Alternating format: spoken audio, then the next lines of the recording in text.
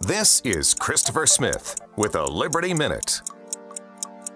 Hello, America. This nation's immigration woes will only subside when we have constitutional-minded patriots at the helm enforcing the laws that are on the books. We need to openly diffuse the social justice narrative of comprehensive immigration reform, which is nothing short of the parse language of base expansion, and replace it with comprehensive immigration enforcement, which, by the way, is the expressed desire of the majority of American citizens on both sides of this issue. Only then will we be able to simplify the arguments and make gains in this arena.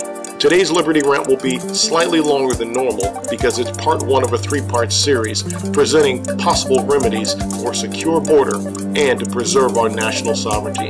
After watching Senator Chuck Grassley divulge information that was leaked to his office by an insider at the Department of Homeland Security regarding a detailed administrative coup attempt to subvert the authority of Congress by DC technocrats, I was chilled to the bone but not really surprised. After all, they can only do this with a majority consensus to advance their agenda to 2012 and beyond by ensuring that they have a wealth of newly dependent minions who will flock in droves to the polls every 2 years to do their bidding. Their goal is to make our constitutional republic irrelevant, to subvert and ignore the will of the people through Congress, and to assert that majority rule is law, which is part of their co-optive language stratagem. Why else project the subtle rhetoric they've used for the last several decades, such as consensus? And the old standby, first spoken by Woodrow Wilson, labeling us a democracy when we are anything but. Abraham Lincoln once said, "The shores of our great nation are so well forded that an enemy could not so much as garner a quart of water from the Potomac, that if this great nation of ours is to come undone, it will be from the inside." All to say, true patriots know that to preserve peace you must first be able to defend it, and to realize that porous minds make porous borders. The question to ask is, why can nations of the world have sovereign borders but the United States somehow cannot? Answer that and you'll uncover the agenda afoot to destroy and normalize America with that of failed secularized institutions globally. Fortunately, we've awakened to the treachery and deceit of the progressive left and are preparing to fight. And the Tea Party movement, to which I've been a part, was the first shot across the bow. Now, as a former congressional candidate, I openly share what I thought it was going to take to secure America's borders and the resolve that would be required to withstand the fiery darts of social justice, retaliation, and intimidation. I will share some of these thoughts and tough decisions that will have to be made that will not only help us preserve our union, but purge our government ranks of subversion and disloyalty. Taxpayers shouldn't have to pay for their government to be undermined.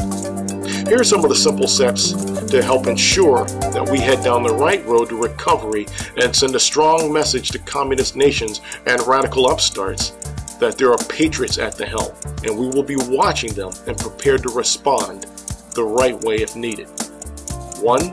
Unbury the House Committee on Un-American Activities. When it was active, communists were held at bay when light was shed on their activities. Congress is supposed to vet and expose and punish internal disloyalty.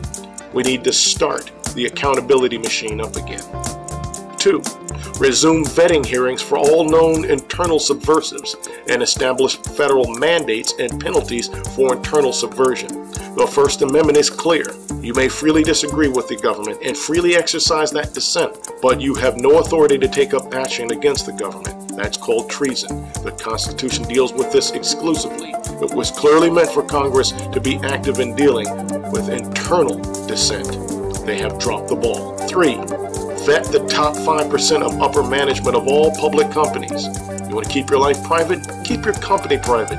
Your company goes public, so does your voting record, contributions, and affiliations. These rules and protections are needed so the redistribution of investor money does not go into subversive causes and coffers. The left has depended on this venue for a long time, as we witnessed with Obama's political contributions. We need to cut it off. 4. Pull the Border Patrol off the border. Yes, that's right. The borders are military jurisdiction, so let them engage Al-Qaeda and Al-Qaeda at the border and turn over civilian border patrol over to where they would be concentrated and far more effective, the city streets, relieving local law enforcement of the expense, duty, and excuse why they can't effectively excise illegals from our streets. Stage them at all sizable airports international or not, and task them with holding local elected officials accountable if they skip off a track into a sanctuary city mindset. Employ the use of technology such as ultra-sensitive seismic monitors that will tell you where tunneling is taking place.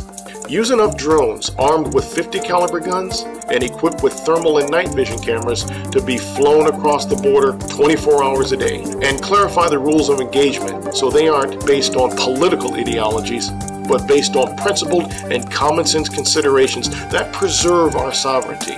Since Mexico is the problem, double down on them till their government gets the hint that the Vicente Fox doctrine of tie off the southern border but shake the unproductive carpet dust over to America will not work. It's that simple. What do you think? I'm Christopher Smith.